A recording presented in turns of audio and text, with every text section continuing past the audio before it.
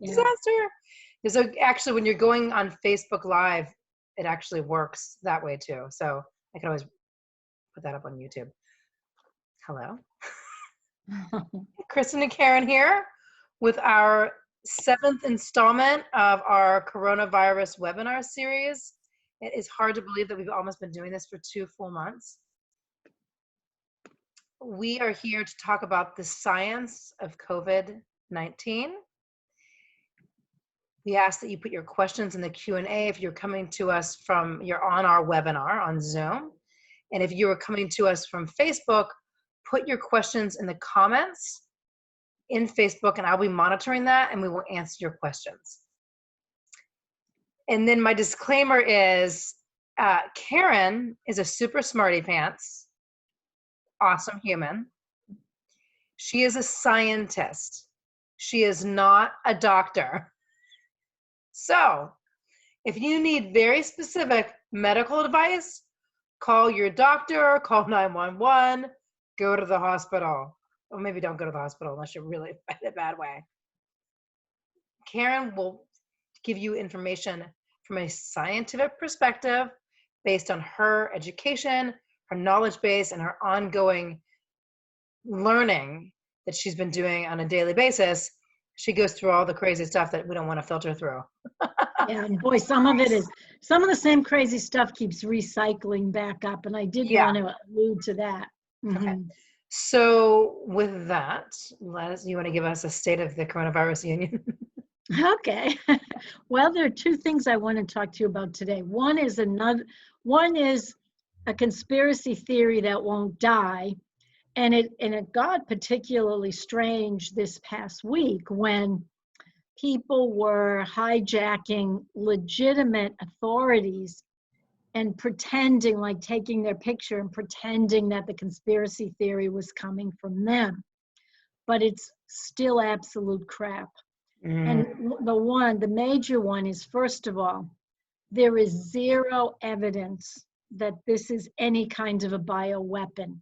0, absolutely none. And first of all, it's a very poor bioweapon. If I were doing it, I would do a heck of a lot better.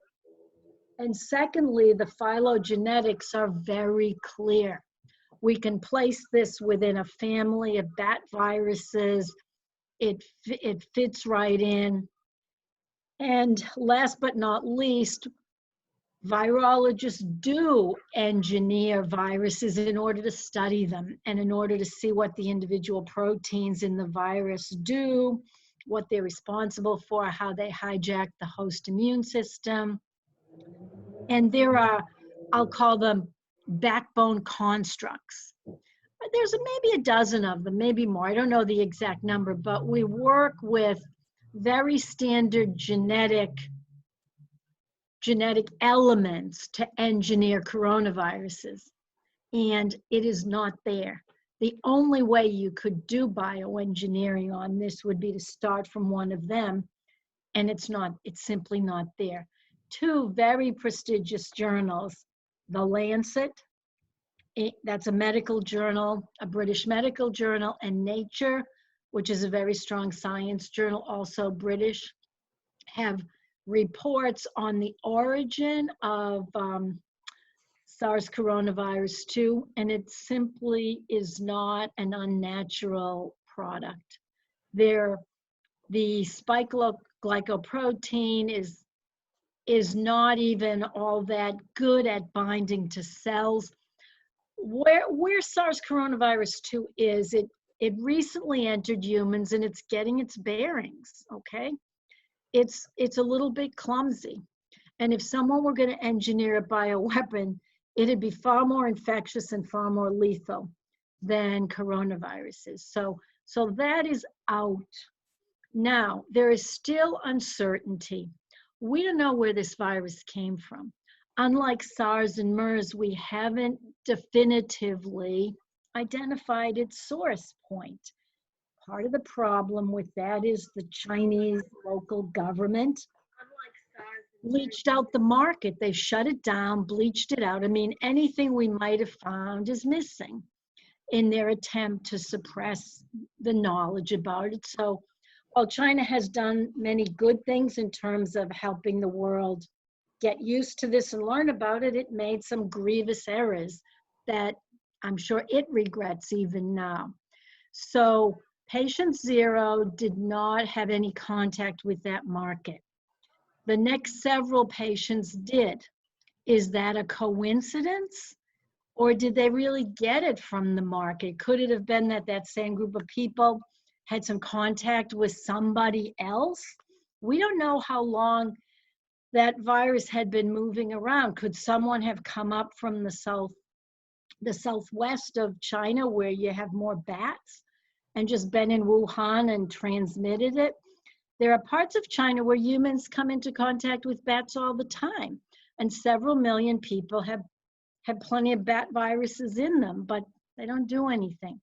So there's still a question mark as to the origin. We cannot rule out that maybe a dissection of a bat inside the BL4 facility in Wuhan went bad and something escaped.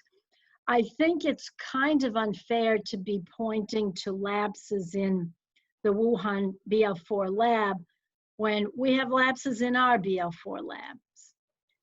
England has lapses in its BL4 lab, so I don't want to make it sound like that's a probable event. The Institute has checked all its strains of viruses. It is not one of its strains. Now, what that means, it isn't working with it and growing it up and exploring it. It doesn't mean they couldn't have dissected a bat or a pangolin or who knows what, and something escaped. It's a theoretical possibility, but there is no evidence pointing to that. And I think it is important to trace its origin. It is important to find out if it came through an intermediate host or it jumped right from a bat into us. It's important. But none of that dialogue is advanced by wild claims and innuendo. I think. Can I stop you for 1 second to ask you a question? Mhm. I guess there would be some people that would say the reporting's not true, accurate, honest, that kind of thing. So what about that? Like, is there a chance the reporting's not correct, or they're not allowed to report the truth? Well, the head of the lab was at a conference and she rushed back to check her strains, and she has publicly come forward to say that it's not among the lab strains. Now, shall we say, has a scientist ever lied like that? Short of instances of data fabrication, which has happened everywhere, every country, every scientific enterprise. But the only time I can name a political lie in the scientific community, it had to do with the nature of why the Chernobyl nuclear power plant melted down. They knew the truth and they lied to the international community. That's the only one I can point to. And basically they wanted to cover up design flaws in the Soviet designed reactor. That scientist ultimately felt so bad about it, he committed suicide a few years later. He had been pressured. I mean, there was a lot of pressure on him, the head of the commission. And he did inform, the Supreme Soviet. He was in constant contact with the political machine, and he let them know what really happened and how they should stop cutting costs by making the rods a particular way. And they did, but they wanted to hide that from the rest of the world. So that's my only, when I think about it, it's the only one I can think of. Maybe there's a lot more. During wartime, there's always hiding, but right. I believe her. I mean, I'll believe her until there is hard evidence that it's wrong. But we have our own lapses in these laboratories. I remember one very funny thing where somebody was eating a candy bar inside his spacesuit, okay? Now, you wouldn't think you. Now that's a sugar addict. That could be. Like you can't wait to get your spacesuit off. You got to eat the chocolate bar while you got the spacesuit on. And, reality is, this is a very dangerous environment, and you shouldn't be eating in any laboratory. Even BL2 level labs don't allow eating. And there you are eating inside a spacesuit. Come on, friends. So stuff goes on. I mean, again, that's a violation that shouldn't have happened, but that doesn't mean, that doesn't mean that, a virus would have escaped. So for the time being, until I hear more, until I have more evidence, I just don't know. And that's not something the international community can easily access. But as this starts to calm down, people are going to look harder in bats. People are going to do more exploration, more interviewing. I think if we really knew who the initial patients were and could try to trace them and connect them, I think we might be able to have a better idea. If there's a lot of linkages to people who worked in the lab or something, then maybe we could think differently. But for now, I think we should kind of not worry too much about that. It's diverting us from the real important things. Now, the second very interesting thing. That's a good point. Yeah. It's a great distraction. It's a great distraction, but if we want to move forward in the world today, we all have to work together. The US and the Chinese have got to stop playing Cold War 2.0 and just start cooperating. That's absolutely essential for COVID, for trade, for everything. So regardless of whether you love, this administration or you're a never Trumper, there are certain things the modern world demands if we're all going to thrive, and that's international cooperation. So we must cultivate that. So now we have something exciting. We're starting to have some answers on the lockdown theory. And Sweden, I want to get us over to our trackers. Okay, I'm going to share my screen. Okay, let's get that done. I think this is my sharing. All right, so I want to start sharing my screen. Okay, let me go here to this one. All right, so as you can see, we're starting to see the US hasn't plateaued yet, but the curve is well bent. We're almost flattening. Karen, can you make your screen bigger? This is as big as it gets. Oh, okay. Yeah, this is smaller than usual for some reason. Yeah, my screen is like this is my laptop. Okay. So what I want you to notice, this is still, here's a real problem. The US has 1/3 of the total cases of COVID, right? We're about 5% of the world's population. What's wrong with this picture? A poor public health infrastructure and being a hub for international travel. So this is something we really have to think about. But I'd like to take us down to the per capita, normalized by country population, okay? Now, when we look at it like that, the United States is not as bad, okay? Here we are smack dab in the middle. And on a per capita basis, where, we're average, shall we say.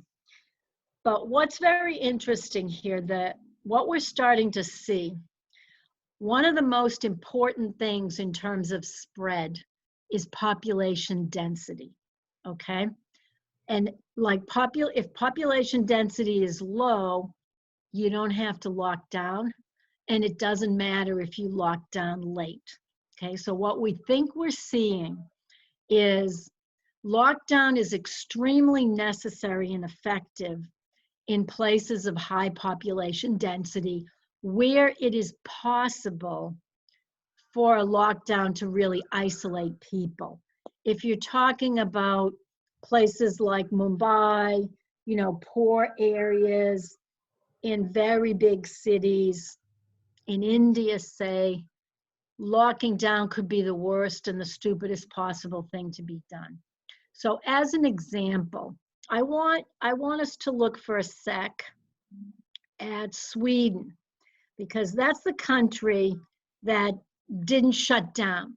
Now, I also want to emphasize, okay, notice Sweden is actually below the US, right? It's below the US in terms of cases per capita. It practiced a lot of voluntary social distancing and voluntary shutdown. Grammar schools stayed open. But now let's do a comparison. In New York City, you've got 27,000 people approximately per square mile. In Stockholm, you have about 13,000, okay? And in Mumbai, you have 80,000, okay? So the more dense that city, the more important it is to kind of keep people apart. But the way you do it could be very different, okay? Lockdown in Mumbai will not have the same impact as lockdown in New York City, because more people live in one apartment. People's apartments, sometimes compound houses where people are moving about and sharing a common kitchen and such. So in those types of situations, you just have to take it on a case-by-case basis. Now, Sweden still has 3 times more deaths than its neighbors, but it has always had at least 20% free capacity in ICUs. It hasn't shut down as much non-COVID related care. So we're starting to see that, okay, lockdown may have been critical in LA and in New York City and in Chicago. But for example, Washington, D.C., our cases are still kind of, we've turned over, but we're still kind of rising. We have 10,000 people per square mile. Now let's look at Brazil, which is a much poorer place that took a similar approach to Sweden. And look at that. There's even fewer cases per, normalized to 1 million people. However, one thing I really question here is whether it's just gross underreporting because their testing capacity is even weaker than the US. So Brazil might yet change, but we know for a fact the US, I think I heard the statistic, the US is testing 6 in 1,000 people, approximately. And the Europeans, Sweden is in the, I think it might, in the 20s. It's definitely, 1 in 25 on average. Germany, similar. Even Italy and Spain are higher than the US in terms of the testing. So the bottom line for Sweden is, it's very interesting. They have more deaths than their neighbors, but they still have far fewer deaths than Northern Italy and Spain that did lock down, maybe a little late. So the interesting balancing act you're doing is, how dense is your most densely populated city, and what is the mechanism you want to use to keep people from tripping over each other and not contacting each other. In New York, it's lockdown, and perhaps, in Stockholm, it was voluntary stay at home. And in Mumbai, it's keep going to work because you want people out of the highly populated places. So I think we're really starting to see, what the lockdowns can and can't do. And this also bolsters the case for rural areas releasing their restrictions a bit. So that's the news of today. As this finally ends and we have all the data and we have better testing, we might come to some different conclusions. But I thought these are the 2 things that are new that I thought worth sharing with you as we start off our Q&A. Super interesting. One of the questions that I have for you, I don't know, maybe now's the time to ask. Also, Sophia on Facebook asked a question that's related to testing, which might be appropriate to ask at this time as well. Mm-hmm. while I'm looking for her question, I'll tell you what I saw, which is, this is not total news, so I'll give you that caveat. There's a guy that I love who I follow on Instagram. His name is Nas, and he's a world traveler, and he does these amazing short videos on countries and information about countries. Anyway, he did a short video on Taiwan and how they have very few cases, and measures that they're taking. And I'm curious if you've had any, if you've read anything about Taiwan and what's happening with Taiwan in terms of COVID. And yeah, they were on top of it fast. They had testing and containment. Okay, they started in instantly. That was our problem. We let it go. We let it propagate for far too long. We missed the window when we could have contained it. And if the Chinese had raised a red flag and said, "Hey, we're in trouble here in Wuhan. We gotta lock this thing down today, so it doesn't spread to the rest of the world," we probably could have stopped it all right in China. But it didn't go that way. They didn't start until the end of January, and I want to also give credit where credit was due. I mean, it was Peter Navarro in the United States who was warning much more urgently than Tony Fauci that this is going to be serious and needed to be handled well.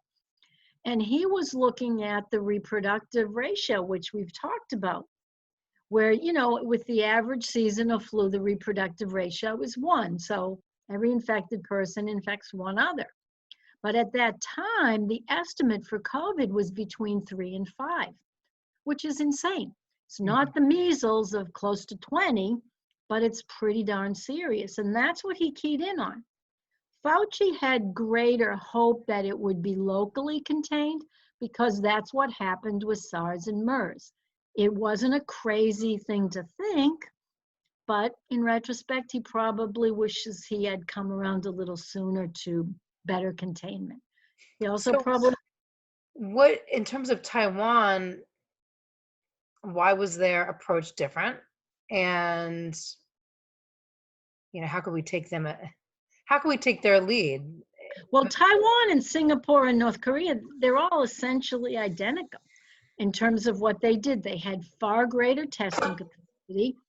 They were much more aware based on SARS and MERS too. I mean, South Korea was badly hit by MERS because there's a lot of commerce with Saudi Arabia and the Middle East.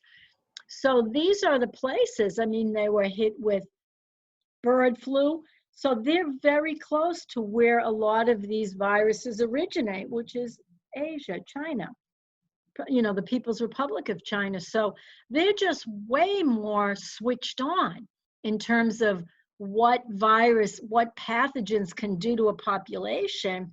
And they're smaller. They have a federal infrastructure. To a pretty great extent, and they got on top of it very quickly. That's the only thing. If we had gotten on top of it the day Peter Navarro gave Trump the warning, it would look very different today, and we probably wouldn't have had to do a full lockdown. It is what it is. I guess this goes into like hard lesson to learn. Yeah. And I have it in my parenting world every day. Well, but the consequences of making a mistake are generally not as severe, right? But as they say, how we do anything is how we do everything. And there's and I will honestly if we learn on these little things, on the greater things, we can hopefully minimize. Well, if we learn now, I don't blame anybody. There were judgment calls to be made. The one thing I think is problematic about us is we had dismantled our public health infrastructure. Yeah, and you've mentioned we weren't in a position to respond. So, I mean, part of the decision was dictated by what we were physically even capable of doing, which was somewhat limited compared to these Asian countries. We simply weren't prepared. And that's for decades not prepared. Right. Yeah. And we got lucky because we dodged so many bullets. And we did. The 2009 flu was horribly bad in the severe cases. It was just like 1918 if you got a severe case. So we dodged a lot of bullets and we thought we could manage it, but we haven't had a pathogen with this higher reproductive ratio in a darn long time. Yeah. Since measles, okay, since the 1960s when we didn't have the measles vaccine. We tackled smallpox a lot earlier, so we hadn't seen this crazy rampant spread. And particularly confounding is the fact you can be an asymptomatic carrier and infect people. This was kind of like the perfect storm of bad luck. Yeah. With the nature of the virus being unusually problematic, adding to an unprepared world, and US particularly, and poor infrastructure, and a fluke problem with bad reagents at the CDC. Yeah. So it all came together to create what we see today. Because I wanted to point this out. Sure. This, look at the COVID deaths up to now, okay? It looks like that the last day they had data for is the 28th of April. But okay, even if we go to the projected, about 64,000 deaths, okay? And we're nearing the plateau, our total projected amount by August 4th. Because once we reach here, it doesn't change much. Once we get onto the flat part of the curve, we've already maxed it out. I just wanted to give you a comparison number for last year's flu season. Last year's flu season in Americans killed 35,000 people. Okay. So this is worse, no doubt about it. But I don't think many people would have thought it was that close.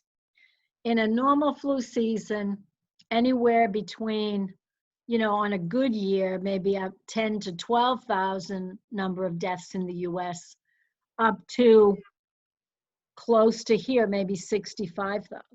Okay, so again, COVID, it's new, it's scary, it's a particularly bad disease to get, highly infectious. But flu, ordinary seasonal flu, where we do have a vaccine, I mean, once we have a vaccine, these numbers are going to drop like rocks. But flu is still a contender to be reckoned with that we don't want to get complacent about. And also, we're looking at this 72,000 number when we've done a lot of containment. I mean, later containment. Oh yeah, this number evolves. If everybody had gone on as business as usual, that could have been. Oh, without any containment, we could be even higher. You see, this is the margin of error. And the bottom margin of error is around 60,000 and the top is 120,000. Yeah. But it could be much, much higher. We have New York particularly. In the rural areas, if they hadn't shut down at all, maybe we wouldn't see a big contribution. But in the urban places, this could be way higher. This could be in the millions. Yeah. But we didn't get it fast enough. If we had gotten it fast enough, we could be down here. So that's the message I really want to leave, that everybody should be asking the questions, be asking themselves what they want to demand of their representatives in terms of, protecting public health as we go forward. I mean, I've heard there's a $26 billion bill before Congress now on COVID research. And I sure hope, I'm not sure we need that much just for COVID. I mean, if it's more general for protection, for vaccines, for other things, and includes public health, okay, I'm there. But I don't want a knee-jerk reaction that all our money flows into COVID drugs and COVID vaccines, because there's a lot more out there that can hurt us. And you've probably all seen that Ebola drug that failed for Ebola is actually showing some small efficacy for COVID, remdesivir. So that's also great news. It's a minor impact, but that's the nature of antivirals. They're not like antibacterials. They're not cures. They're just, they can ameliorate and mitigate the impact over time. It's like the HIV drugs can keep you alive, but they can't cure you. Right. Great. Can I ask you a question? Absolutely. We're ready for questions now. So Sophia on Facebook asked, she said, California is not counting recoveries, so the numbers appear to be going up. Can you speak to that? Okay, that's cumulative. What we call that is the cumulative total incidence. Yeah, that's what this is too. I mean, this is deaths, right? Mm-hmm. So, I mean, it's just like adding the total number of deaths. There are other data sites that actually have, you know, total number of active cases. It depends on where you're looking. Right. So you can look at your total cases, you can look at your total number of active cases, and that's what you're looking at. And also new cases. So municipalities and states are reporting new cases, active cases, total cases, and in some cases recovery. And we are still going up even with new cases. We haven't plateaued. We have turned, okay, but there's still new cases all the time. And again, our testing is still very weak, so they're underestimated. And then in what way in something like this do they actually track recovery? I mean, is there some sort of follow-up to understand how people recovered from the disease? You know, it depends. I mean, some places they are tracking patients, but generally what they're doing is after you've tested positive, they're counting up, you know, 14 days and then counting you as recovered. Okay, if you're not hospitalized, lots of places are doing it different ways. Mostly the recovereds are estimated in different ways. So, and again, there are plenty of people who got it, you know, were mildly ill or not ill at all, and now they're fine and they have some level of antibody protection. We just have no clue about those numbers whatsoever. So I take them with a grain, frankly. Yeah. I'm just looking for deaths, which are pretty certain, even when we make assumptions for people who haven't been tested. I'm okay with that if the symptomatology matches. But, you know, in these situations, you don't always have an absolute exact number. That's just the nature of what it is. So the deaths it's a good number because it's a matter of public record once someone dies. You know, you've got a death certificate. And you have to put on cause of death. And there's absolute certainty to it. Whereas, like, is someone still sick or not? There could be some gray area. Like, oh, I'm kind of feeling better. I'm not sure.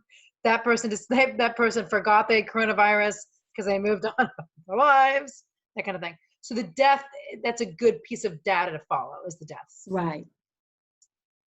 And when we know more, we'll be able to back out from there the infection rate. And, you know, ultimately we'll get a lot more information, but we're doing our best. We are where we are right now. So Marisa asked in the chat, she said, how many flu deaths have we seen this year? You answered that already. She said this last year was 35,000. And are the flu deaths being rolled into the COVID numbers? Well, what we're seeing, and we don't have the flu deaths yet because the season really isn't, I mean, it might technically be coming to an end, but what we've noticed is social distancing. We had started off, the flu season started off bad, potentially going to be worse than last year, but all the distancing has helped reduce flu cases and flu deaths as well. Mm-hmm. So we're doing much better with that. And yes, we may have confused a few cases. One thing that's very interesting, it is the same, well, you know that flu tends to get the very old and the very young. And, you know, the bacterial pneumonia, the secondary bacterial pneumonia is usually how the flu gets you in older people. So that may be a little more blurred this year, but we're seeing in general for when they test people too, they test you for the flu. When they test you for COVID and you come back negative, they often test you for flu and you might be positive for that.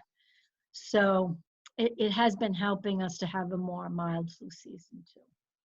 I was thinking about that. I was like, wow, I mean, if we're like washing our hands and wearing masks and not going out and all this stuff, I'm like, it'll, knock wood, I haven't been sick, but then when if you do get sick and it's not COVID, it's like you wonder, like, how did I pick this up? I mean, I've been so incredibly vigilant, right? Exactly. So why don't we go to Emily's question, and then I'm going to go to an email that I got and the Q&A question, which I had to peek at. Emily asked, how reliable is the antibody testing these days? Well, and the answer to that, the simple answer, it depends on the kind of test you're getting. If you're having blood drawn and they're doing it that way, that's extremely accurate. Okay, that's the best way to do it. But that's very slow, it's more expensive, it takes more time. So people are doing what Kristen showed a couple of weeks ago, those little plastic cassettes. Oh, you even have it? Okay. And those can be quite good, but it really depends on the type, the manufacturer. Some of them are just crap and some of them are excellent. So the variability in quality is very high on antibody testing. That's a fact. So we have a question from Kwabena from Ghana,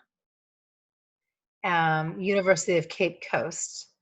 And Kwabena is asking, how do you see the spread of this infection in Africa?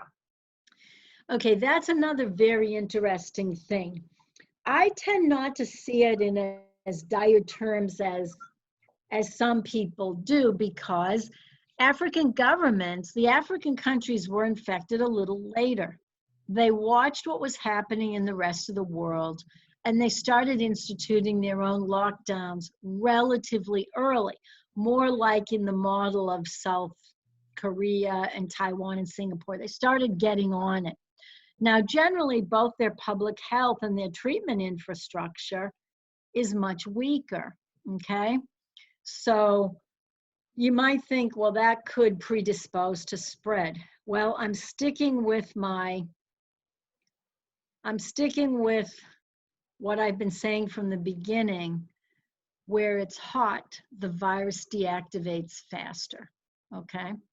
And I'm predicting that African cases, yeah, there's gonna be, several thousand cases, in many countries, but not something that it'll be containable, it'll be tractable. I don't see COVID becoming like, for example, Ebola was in West Africa a few years back. And part of the reason is the public has been well informed. They accept it. There's a lot of mask wearing going on now. People understand the principle of social distancing. Now, again, a lot of African communities are very tight and how they live is very close together. So they have some of that to contend with as well. But I personally don't see a terrible, terrible problem there like in the US and in Italy or France. And there's another thing I think contributes there. African populations are younger on average, and these are the people that are not hurt as bad. So the people that get hurt are elderly, old people, and sick people, and often those two combine. So there are certain positives in Africa that will help. Again, we just have to wait and see. I'm rather optimistic that it won't be these crazy numbers that everybody is afraid of. In fact, we had predictions, the Imperial College model was predicting millions of deaths, and it was just plain wrong, okay? And part of the reason, yeah, but you know what? They were assuming people wouldn't respect social distancing or stay at home. And the voluntary participation in that globally has been extremely high. which was not, the social scientists did not expect that. And so that is helping all of us. So personally, I don't think we're going to see a terrible situation in Africa. A, because they got on it faster, and B, they've got, like most places, not the places at elevation, obviously, but it's pretty hot there, and that's helping. And they got onto using masks pretty quickly, and for the most part are respecting public health guidelines. Okay. I have a question that just came up in my head, and so as a coach, I always have to ask when it pops into my head. We do have some other questions.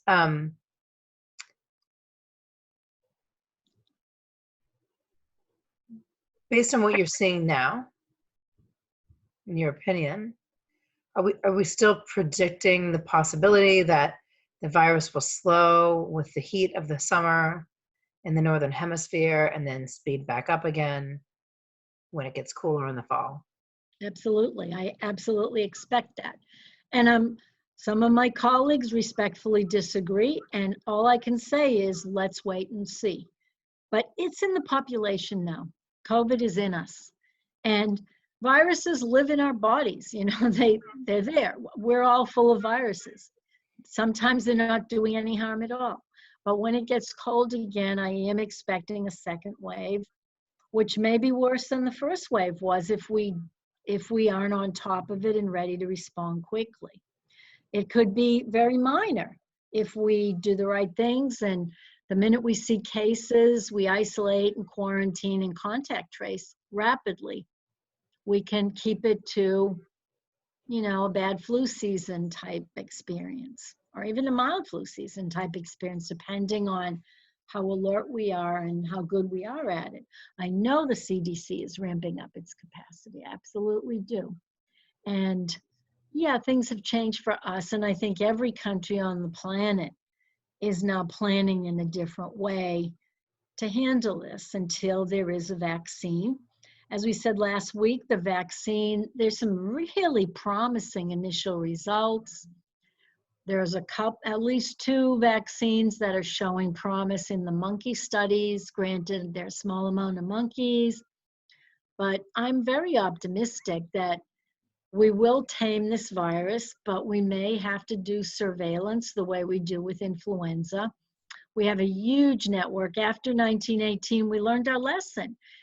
Every country on the planet has an influenza surveillance post, you know, a monitoring station, at least one, sometimes more than one. Mm-hmm. So now we'll just add COVID, we'll add SARS coronavirus 2 to that mix. And we can track 2 viruses very easily. It's not much more effort than tracking one.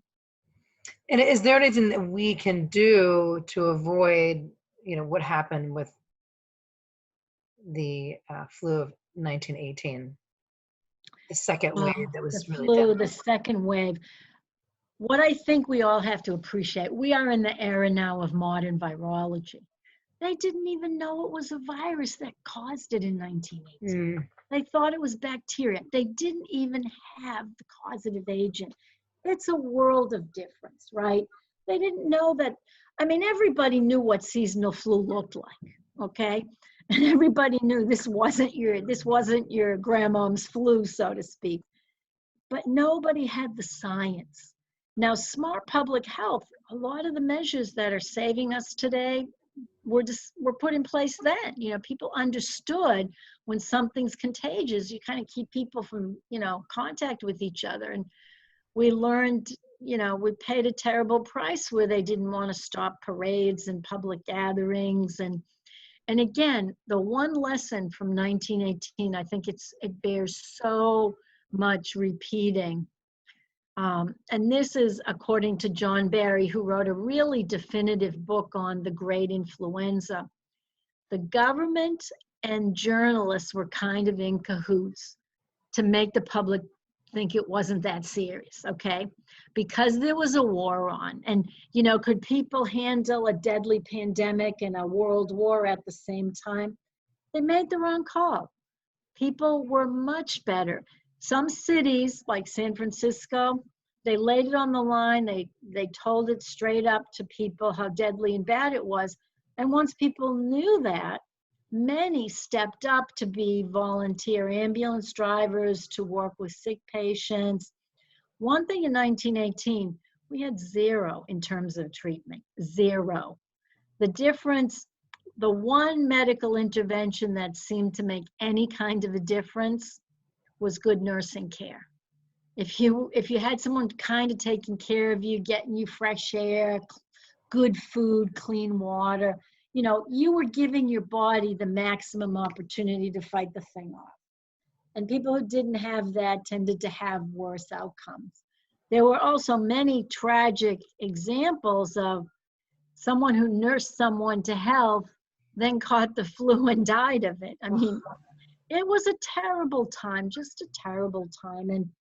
And you know, because of our science, this has the potential to dwarf that, but it didn't, and it's not going to, because of modern science and modern public health. And those who did die, and you know, the docs, the scientists, their combined efforts have brought us to this point. I mean, and I applaud them. And this is something, okay, I'm a scientist, but this is something I can be proud of in my species. You know, we have come to this state.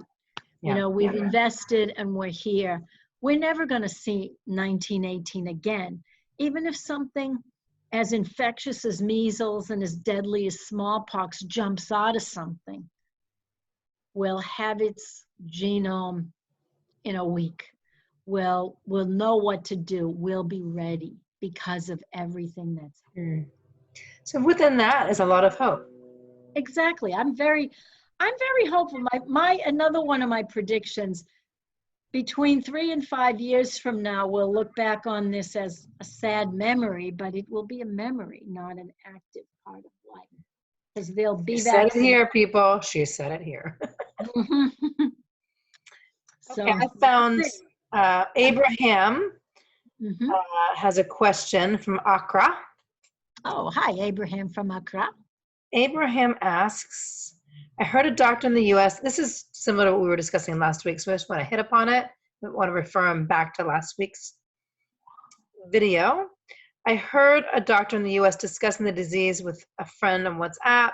She said that COVID-19 actually works by attacking the red blood cells, leading to massive hemolysis, clotting, and massive release of Fe2+, which concentrates in various organs, leading to multiple organ failure.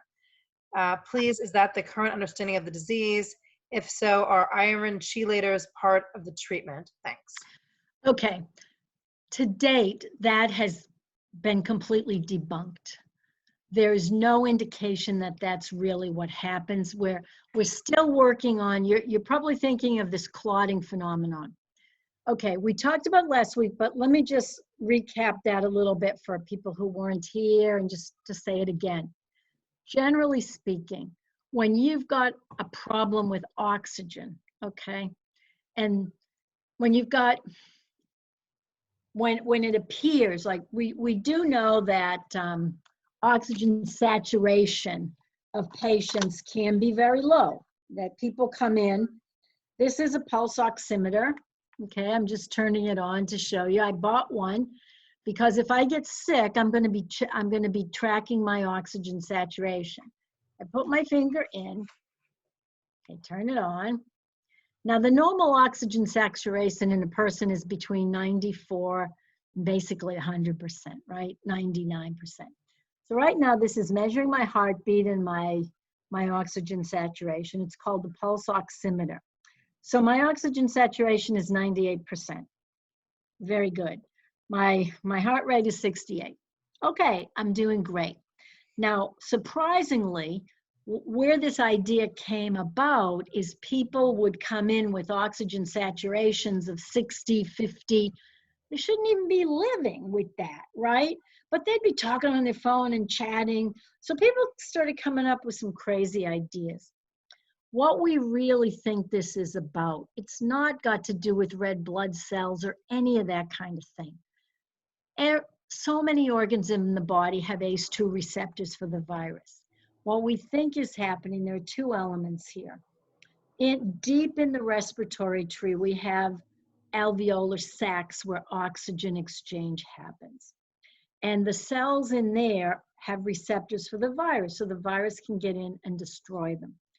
And when it does destroy them, they don't make as much surfactant. And what that means, it's hard for the lungs to expand and get the oxygen in. They can contract and press the CO2 out, but they don't open as much to get oxygen in.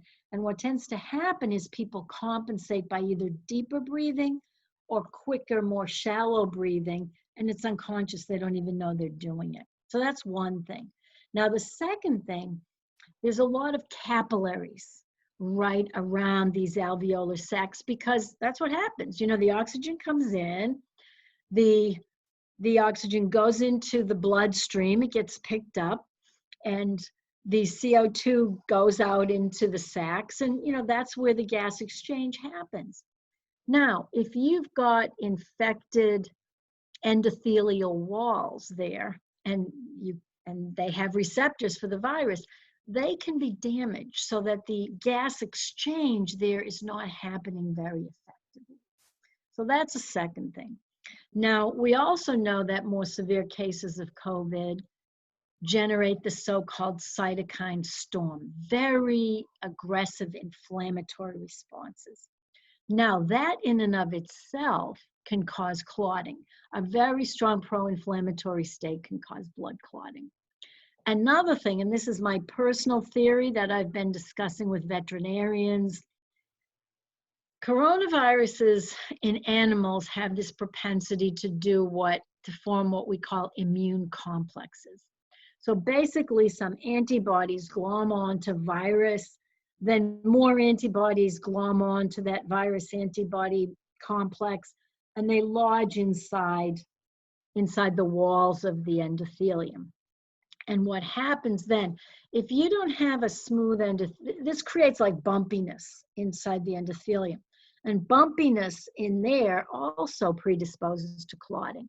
So while it has been observed that there's unusual microclots and such, I don't think it has anything to do with red blood cells and release of iron. I mean, some of them may get trapped in these immune complexes. It's possible, but there's no reason to believe. There's no receptors for ACE2 on the surface of a red blood cell. There's absolutely no mechanism inside a red blood cell for viral replication. They don't have a nucleus. They don't have ribosomes. I mean, there have been people saying there's a few ribosomes. Now, that's what you need to translate proteins, right? So it's a dead end. You know, if a virus attached to the surface of red blood cells and got internalized through generalized, membrane invagination mechanisms, which does happen. It's called penocytosis. It can happen. It's how cells get water into themselves. It would be a dead end. It couldn't replicate. It doesn't have the machinery. And, I don't see this as very common. It might happen rarely. There hasn't been all the evidence I've seen about this, or let's just say, the only people I've seen publishing on this, these are all theoretical bioinformatics studies. Now, what that means is I can theoretically, in a computer, fold a protein and see how it binds to hemoglobin or myoglobin, but it's fantasy. It's just, yeah, there can be binding, but I could take any two random proteins in the body and potentially find a strong binding event. But if those two proteins are never going to really come together, what does that mean? Yeah. And if there's no replication competence in red blood cells, then there isn't. It's a dead end. So, I've heard that, but I haven't seen any really compelling case for that. Not to say that when all is said and done, we might not find something, but it does not appear to be very important in the pathogenesis of the disease. And we know for a fact that the virus is getting into the heart, getting into the kidneys, and it's replicating in those cells. We are seeing myocarditis. We've even seen some cases of meningitis.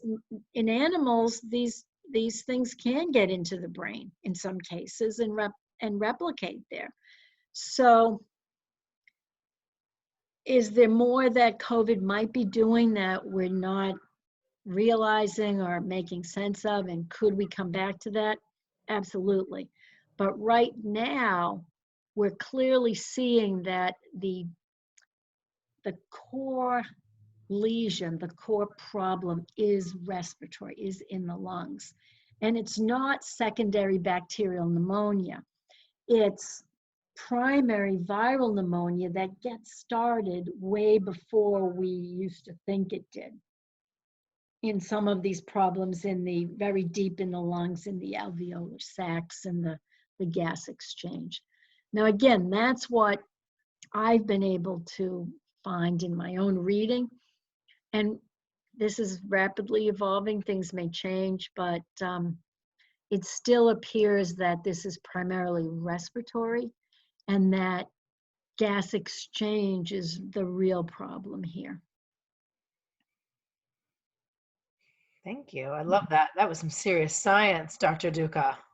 Yeah, I mean, I checked that out because I'm a I do bioinformatics myself, and the bioinformatics was solid, but it was entirely theoretical without any means of suggesting how these proteins would get into a red blood cell and get made. It's funny because this week in his science class, Adrian had to label like they do parts of the body, and he had to label the lungs, and it was like there's some of those words you're using he had to use on his chart. Yeah, well, good. Well, he's learning about physiology. I'm now familiar with it. We've got a couple of things from Brian Freitz. He's back again today. Hey, Brian. He says, scientist, not a doctor. Got it. That said, is she interested in joining the Kaczynski Duca 2020 or Duca Kaczynski 2020 ticket? He still wants us to run. Well, seeing as we live in different states, we might have a little bit of trouble there. Yeah, right. Okay, so he says, we need to expand testing. We've been behind the curve on that front from the get-go. That's what you were talking about. We were determined to develop our own test, and as a result, we refused the World Health Organization's offer of tests and reagents. Yeah, we did. We did. And the people who developed the WHO test, the first one was Christian Drosten, one of the world's best coronavirologists. Now, why we want to turn down help from a person like that is beyond me. That's the guy whose podcast you were listening to, the German, right? Absolutely. I'm still listening to that from time to time. For those of you who don't know, you know that our leader here, Karen, is the smarty pants. Weeks and weeks ago when we started doing this, she's like, oh, I'm listening to this podcast of this German guy. The podcast is in German. And I'm like, yeah. And she's like, oh, I speak German fluently. So she gets to listen firsthand to the leading expert on coronavirus, because they will not translate it because he doesn't want it to be lost in translation. But Karen, because she's fluent in German, gets to get information. Well, Christian was not averse to translation. He just wanted it to be done by scientists so it wouldn't be misrepresented. Okay. So you could do it. Yeah, so it's fine. He doesn't mind scientists doing it. But is anybody translating it or not? No, I haven't seen it in English yet. It'd be so worthwhile if someone really wanted to take that on. Brian, what Karen needs to focus on first is translating the information from the German expert, because she can do that, I'm sure. No, I give you tidbits from that, but I'm also seeing it because he's talking to the public. I'm also finding his primary sources. And by the way, he is Angela Merkel's equivalent of Tony Fauci. Got it. Okay. Oh, and I want to talk to you about that if we have some time too. That article that I sent you about Tony Fauci and the parallel between him Oh, that and was the very doctor during the time interesting. of the Yeah. Spanish flu. Mm-hmm. Okay, let me Mm-hmm. finish Brian's comment here. As I understand it, our initial test was a failure. Then the subsequent test required the use of a different reagent, which wasn't readily available. Further, we still face a shortage of supplies like nasal swabs and vials. Lab capacity means nothing without an adequate supply of reagent and swabs and vials. We need to hit the ground running. We needed to hit the ground running back in February. This is all Brian's concurring. He's all right. I mean, he's got it. As a result, Brian's a smarty pants too, by the way, also from Boston. As a Well, there result, you we've go. been Everybody catch from up ever Boston. since. That's been exacerbated by the dithering that federal leadership has engaged in ever since. Well, I do want to say one thing. What happened at the CDC, there was a contamination in the reagents, okay? That happens. I've had that in my own lab, in my own experience, but you get on top of it, and we didn't.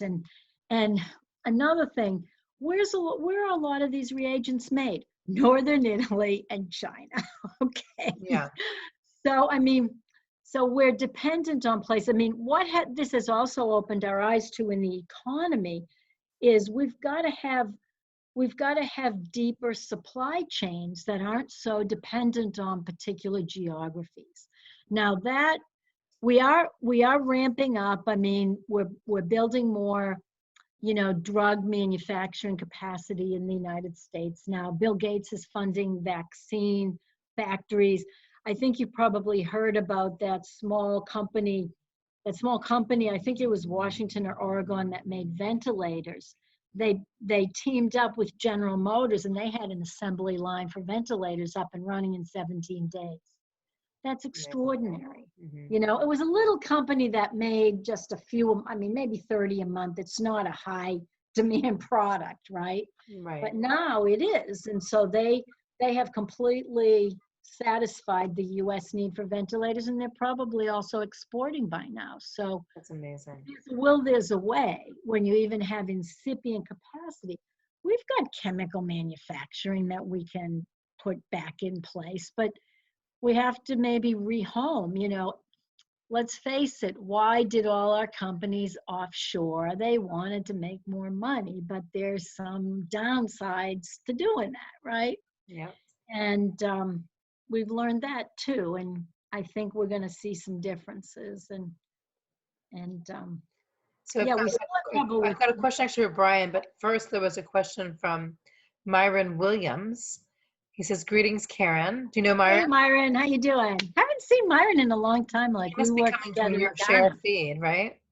Do you have any insights about the immune response in resistance flowing symptomatic or asymptomatic infection?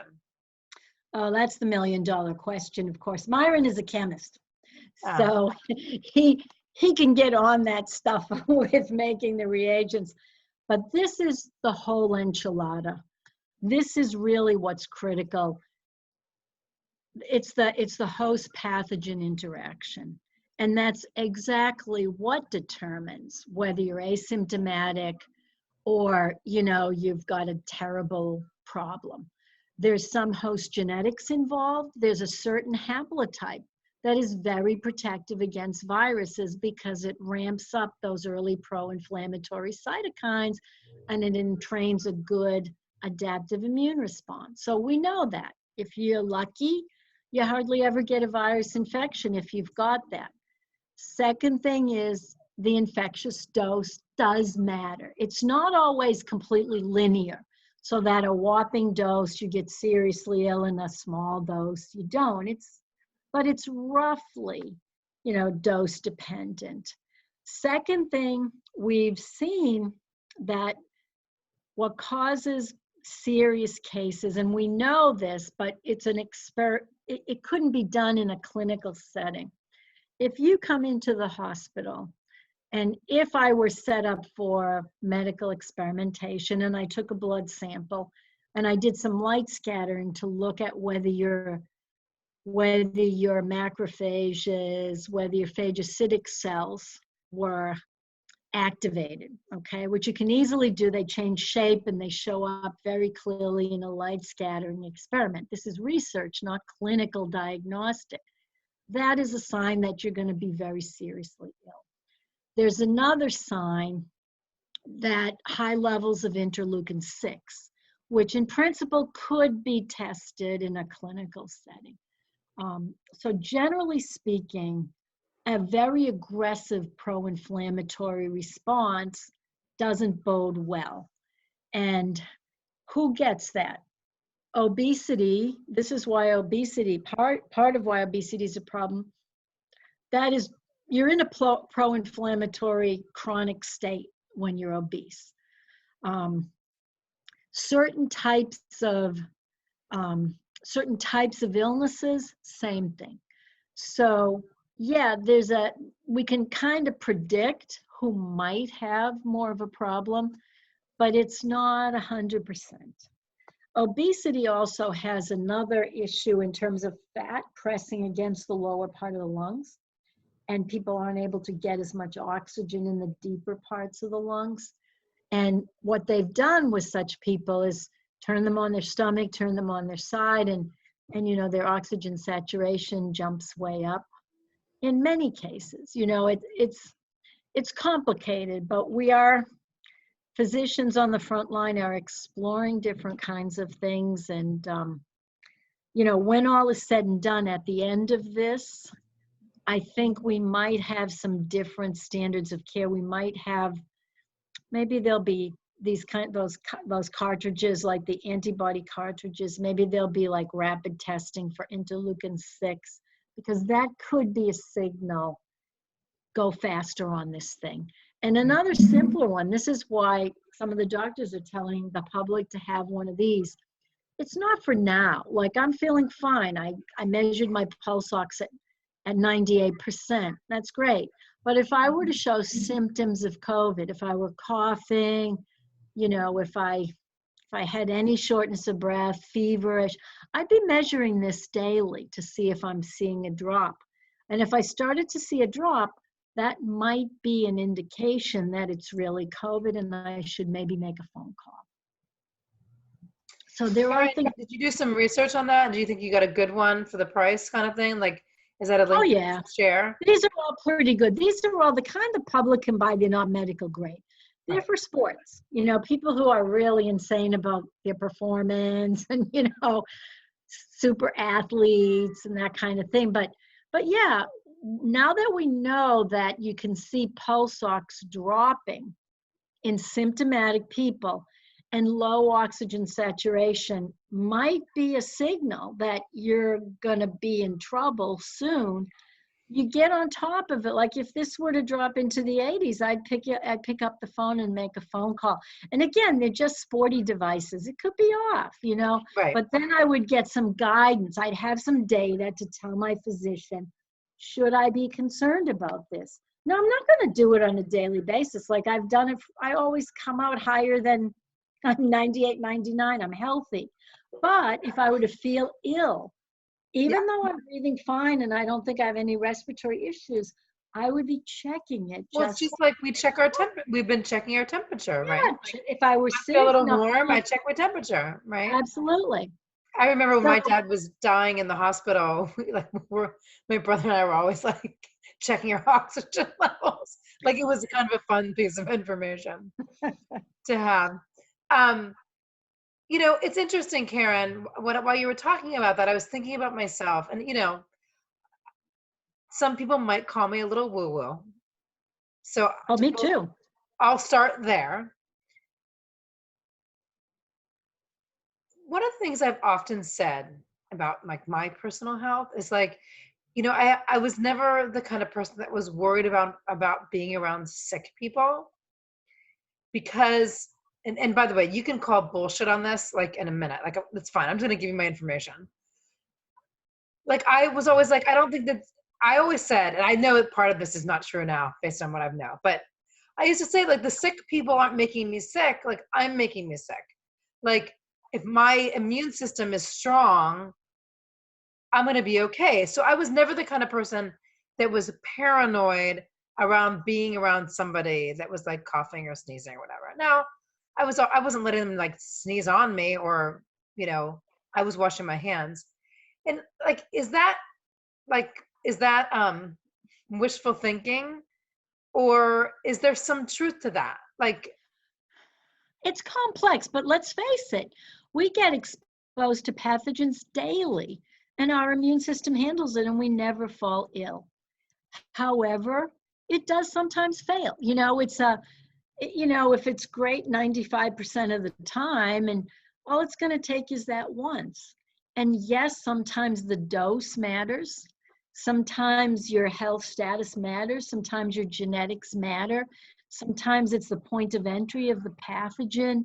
It's any prior exposure you may have had to that pathogen. But, generally, it's something that can be dangerous if you take it too far. That's the argument of the anti-vaxxers, right? yeah. That, we'll just make our kids have a strong immune system. Well, it fails at times. It's not perfect, right? And I don't want it to fail when I get exposed to smallpox. I'm going to get the vaccination, right? If there's a COVID vaccination, I don't want it to fail getting exposed to COVID. I'm getting the vaccination. So Right. I'm not saying that I would be careless. I didn't walk around the planet feeling like other people. It's so funny. Someone said this yesterday. I was like, oh my God. What was the term that she used? Like that I'm a murderer. Like that other people are murderers, like that they could kill me. Like I didn't walk around the planet feeling that way. And I think some people have a tendency towards paranoia about people's health. And we're going to see that a lot. I mean, it definitely was happening before the lockdown happened, and the yoga, like people were freaking out a bit. Yeah, and that's just life. I mean, do you never want to touch a pet because something could transfer? Or like hug your friends. Part of how life works. Yeah, like I'm interested in getting back to hugging people. Oh, me too. Like I'm seriously interested in that. Yeah, absolutely. I get you. Real interested. I'm totally there, and we'll be there. I mean, that's just. I guess I would call it part of doing business. Our immune system is very good, and it protects us almost all the time, but not 100%. But does that mean you should become Howard Hughes, or something with live in an airplane and, Bubble Boy or something like that? Even Bubble Boy. Do you remember Bubble Boy? The boy in the plastic bubble? Yeah, because he had John no Travolta? immune system. AKA John Travolta? Well, Bubble Boy eventually said, I want out. This is not how humans were meant to live. I don't mind dying. And he did. Yeah. But I respect Bubble Boy. He said. That was the boy in the plastic bubble movie, right? With John Travolta. But he was a real guy. I mean, I'm sure it was dramatized a bit. Oh, but sure. we still have people with that severe immunodeficiency. It's a genetic disease. And, they just say, look, I'd rather have a girlfriend and die than live in a bubble my whole life. And so his parents loved him and they just wanted him around. But he said, what are you doing to me? You're turning me into a lab experiment. So he made the right call. There's no way to live. Yeah. Right. So I know that Brian has some question, and also Elizabeth, I just remembered she had texted me the other day. I don't know if she's on today or if she's going to watch it later. Now that I remembered, I call her Beth.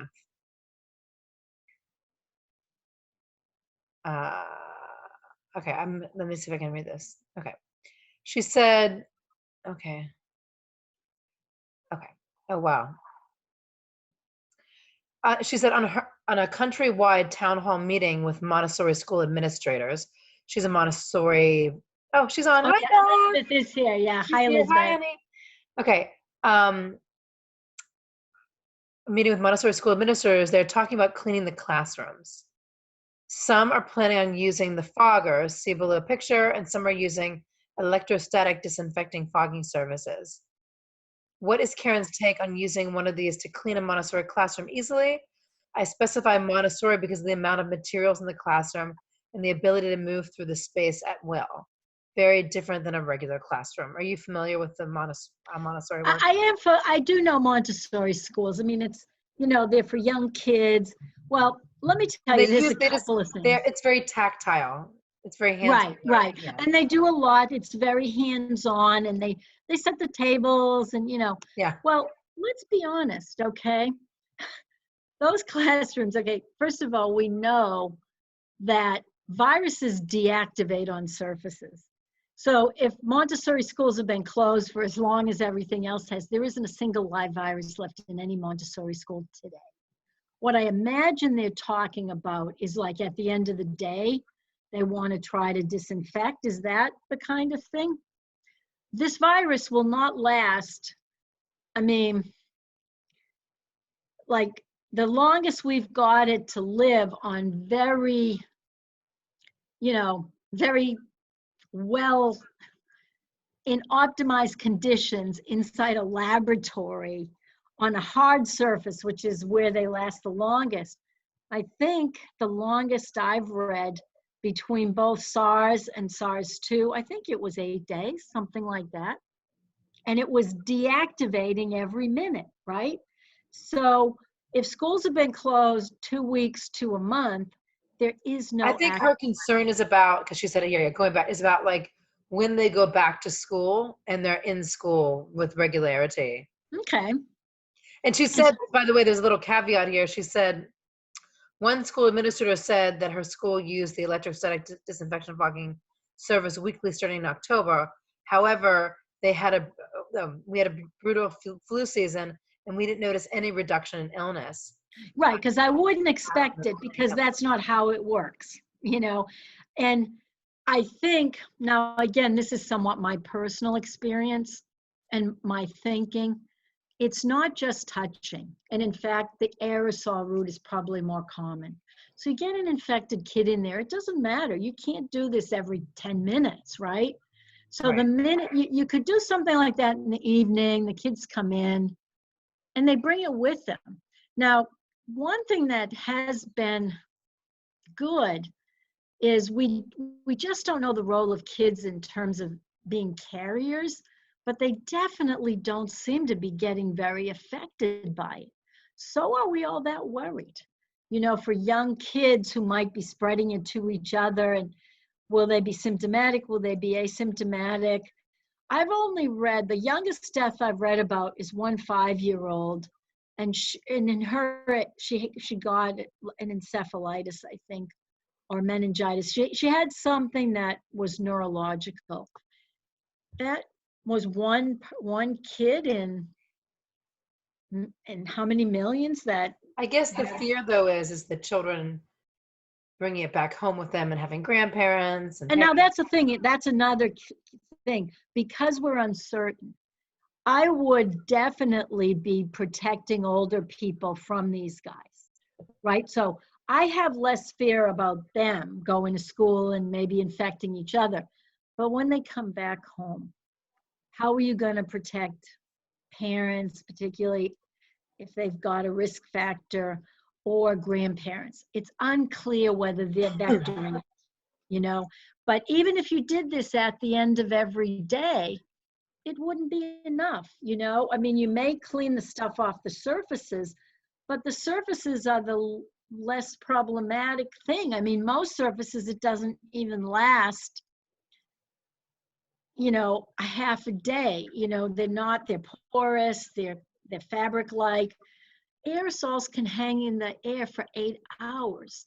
And if you've got like a 5 to 8 hour school day and the kids are walking around talking to each other, I mean, one kid could infect the whole Montessori classroom without getting any virus on anything they touch. What makes me think about, Karen, though, is that phenomenon that you talked about with the flu of 1918, and that the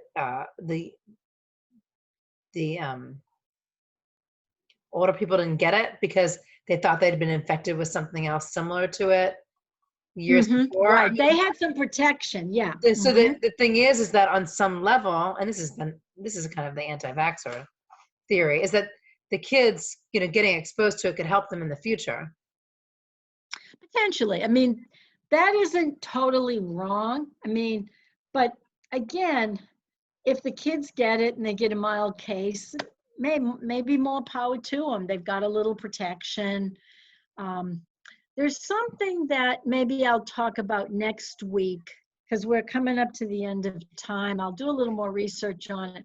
There's a little something that we need to be concerned about called antibody dependent enhancement. And it's kind of like, there are cases when antibodies can actually make the disease worse if they're not neutralizing. And coronaviruses can be prone to this. We kind of understand the phenomenon, but it's complex. So Also, one thing that we didn't get to talk about this week that I would like to talk about too is for you to touch upon the Hong Kong flu from oh yeah, you did ask 1968. about that. Okay, the Yeah, Hong Kong that'd be flu. interesting. Okay. Beth had another question, and then I wanted to just go to Brian's really quick. I realize it's 1:26. I'll try to go speedy, speedy, speedy. The other question she said is taking children's temperatures when they come into school each morning with a facial recognition scanner that also records temperatures. You don't need to touch the person to get the reading. Would that be best practice or not helpful because some people do not get a temperature? Well, it would certainly be helpful because you could turn away kids who do have a fever. That would obviously reduce the amount. I mean, yeah, some people don't have a fever, but most do. So it all comes down to, in general, if your kid is sick, you can't send them to any kind of daycare or whatever. Mm-hmm. So if your kid had a fever, chances are mom or dad wouldn't even bring them into school, right? Oh, you would be surprised, Karen. Well, now with well, maybe. I mean, I'm not a parent, so you tell me. You're more savvy about that. But in general, if the kids You'd be were surprised. I scanned, mean, and it's, by the way, it's just it's about the state of the world on some level, or our world, the United States, because sometimes people do have to, there's like the pressures of work are so strong that parents, I remember when Adrian was little and he went to a preschool, and kids went sick sometimes. I yeah. remember one time Adrian, I gave him prunes. I made all of his food when he was a baby, and I went to the farmer's market and they had prunes, and I made prunes, and he got diarrhea because of the prunes, and he was not sick. But then I had to keep out of school for he'd Oh, be really? Because they thought he 3. had like a stomach And I was like, bug or something. I guess he's Oh. never gonna eat prunes ever again except on holidays. Okay, so let me just read this last piece from Brian, and then we will be on our way until next time. This week, President And then Trump. Hong Kong. And then Hong Kong. I'll tell you some stats on Okay. Hong Kong, which I think you'll This find week, surprising. President Trump announced the launch of the Operation Warp Speed, a government-mandated initiative to produce hundreds of millions of doses of COVID-19 vaccine by the end of 2020. Previously, experts such as Fauci had indicated that an effective vaccine wouldn't be ready until next spring or possibly early summer. What dangers does rushing the development of COVID-19 vaccine present? Well, we have an experience of this where we rushed out a flu vaccine in 1977 because we thought, we thought we were going to see 1918 again. It was an H1N1. We were all worried. What happened, there were some and it started in the same way. Like our flu pandemic in 1918 started at a military base. So we had a recruit, somebody basically went on a march and died, okay? And there were some serious flus in that base, so everybody panicked. A vaccine was rushed out before adequate testing, and it caused some neurological problems in people. So honestly speaking, and I'm going to say this just bluntly because there's no other way to do it, even with a very small number of serious side effects, if it had been 1918, I would have still gotten that vaccine. I would have taken my chances because I would have had if I got sick, 2/3 of the people who got sick died. I would have, and very few got the weird side effect, right? I would have taken my chances with the weird side effect to prevent me from a more common death. The side effect didn't kill either. It was neurological problems that are not to belittle them. They're serious. And so we've seen that. And we don't have a vaccine. We don't have a vaccine candidate today that is known to be safe and effective for humans. It isn't in place. So it's May, right? Yeah. I don't know. Will we have it in June? Will we have it in July? They're just starting the human trials. So I mean, So maybe. he's got a couple other follow-up questions here. Let me read those. Maybe I'll read the whole thing through and then you can decide how to approach it.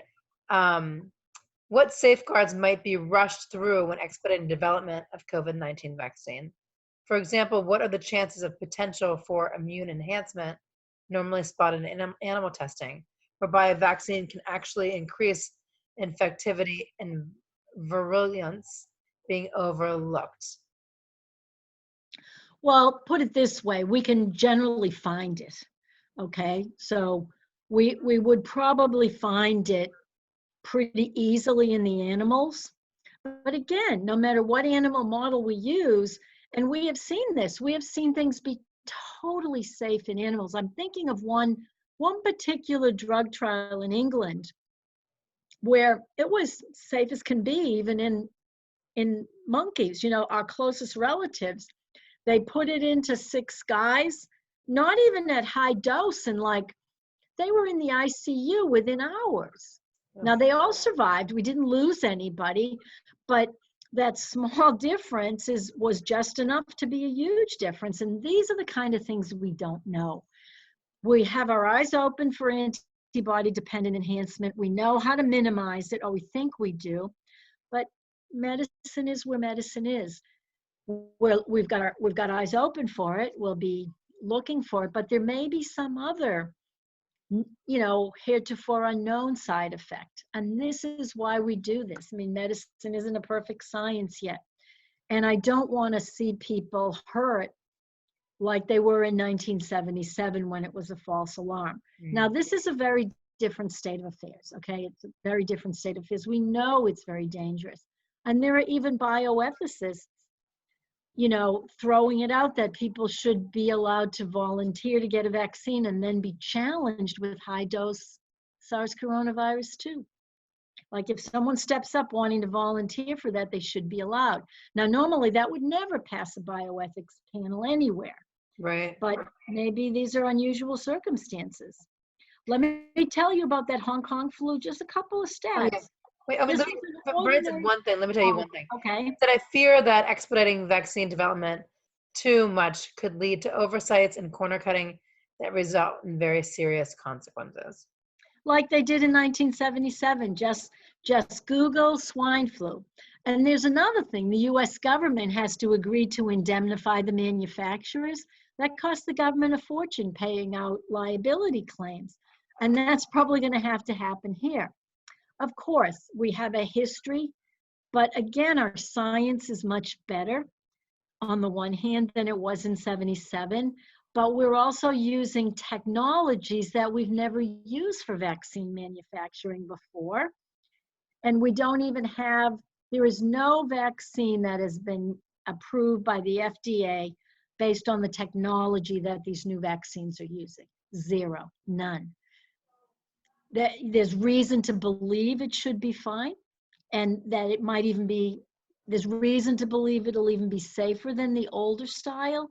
But until we know, we don't know, right? We just have to see. And you're right. I mean, people are really pushing this fast. I might not get the first vaccine that comes out. I might just wait myself for the second round, let the first, well, the early adopters are going to be healthcare professionals. Those are the people who are going to get it fast. And then we can start looking. I mean, the CDC gets reports on all adverse effects, no matter how minor and whether they're even caused by the vaccine. So it could be that it is everything we think it'll be, and it'll be very safe, very fast. And then warp speed could turn out to be fine. But you don't know till you know. And right now we don't have a candidate to put into manufacturing, so it's all moot, right? But let me tell you about that Hong Kong flu in 1968. And I was a kid, I remember it. There was also an Asian flu in 1957. Flu pandemics tend to pop up every dozen years approximately, okay? And part of the reason why people were so afraid in 1977 is we were due for another pandemic. It's about 11, 12 years. The Hong Kong flu caused 1 million deaths worldwide and 100,000 in the United States. That is much more than we're predicting to have from COVID, right? Now, we could be wrong about it, and to be honest, the only thing that we have better than we had in 1968 is supportive care. That is way better, no doubt about it. We don't have a vaccine, which we even did in 1968, and there was a lot of people vaccinated for sure. I don't know how close, this might have been a new strain that popped in and it wasn't represented in the vaccine, but the 1957 flu did give a little bit of protection to the Hong Kong flu in 1968. But it still killed 1 million people and 100,000 in the US, when the average deaths from an ordinary seasonal flu, tend to be, like I said, maybe 12,000 to 60, depending on how severe that year has been. So before we get very worried about,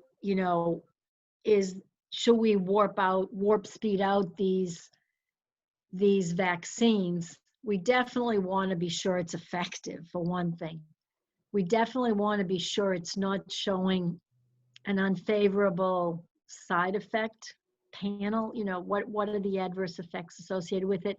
And make no mistake, every treatment, any kind of drug, any kind of vaccine does have some adverse side effects associated with it. Every single one, bar none. The balance for public health becomes, are you more likely to be hurt or killed by the pathogen, or are you more likely to be hurt or killed by the vaccine?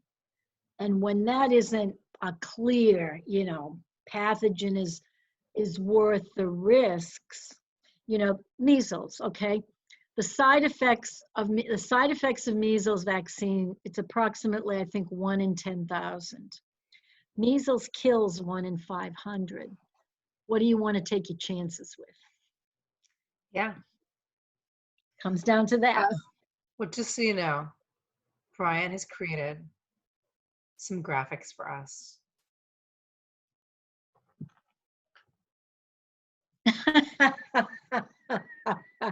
Adorable, Brian. Very touching. And it kind of, we'll end on that. Brian, I love it.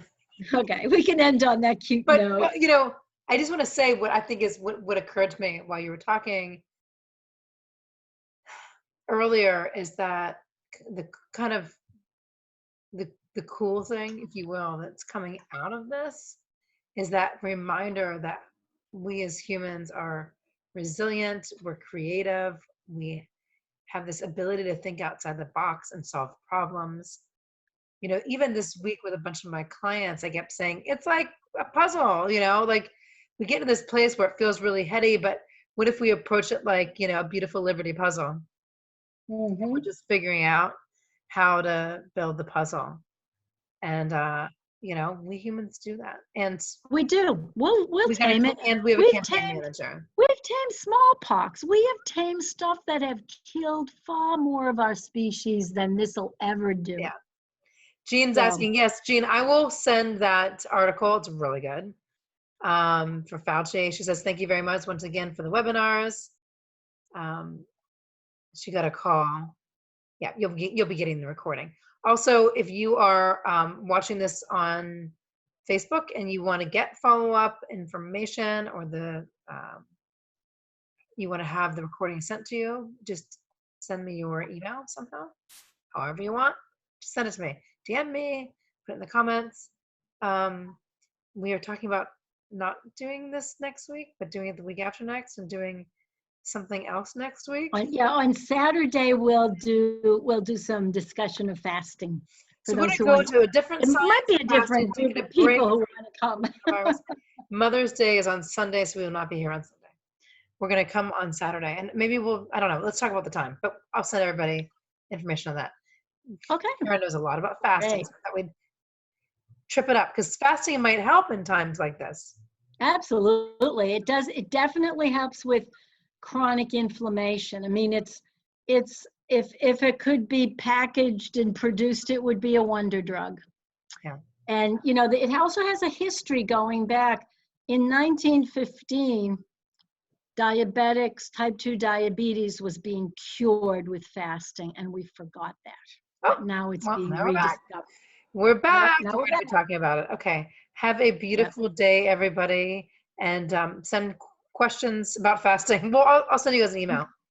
All right. Yeah, you'll get Karen. the email. We'll do fasting next week, and then afterwards we'll be back to COVID. Perfect. And maybe there'll be some big changes, and you know, more things will be opening Yeah, by up. next week we're talking about like there's going to be a lot of places opening up and stuff. And I had to cut my own bangs this morning. How did I do? Right? You know? it's like you have a little page boy going on. So I Marty, tried. I don't think was on today. She was, you know, she's my friend who's the hairdresser, and she was asking a lot of questions. And I don't know when they think the hair salons will ever open up in Los Angeles, which is a challenge. All right. We'll see you later. Have a beautiful Okay, take care, everyone. Have a wonderful weekend.